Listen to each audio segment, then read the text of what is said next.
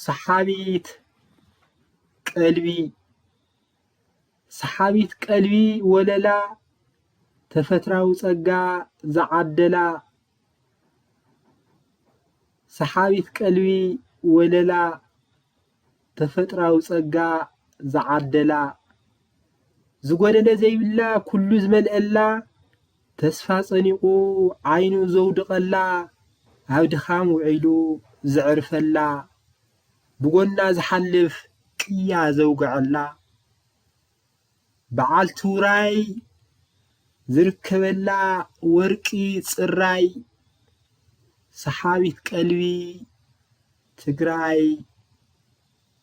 በዓልቲ ውራይ ዝርከበላ ወርቂ ጽራይ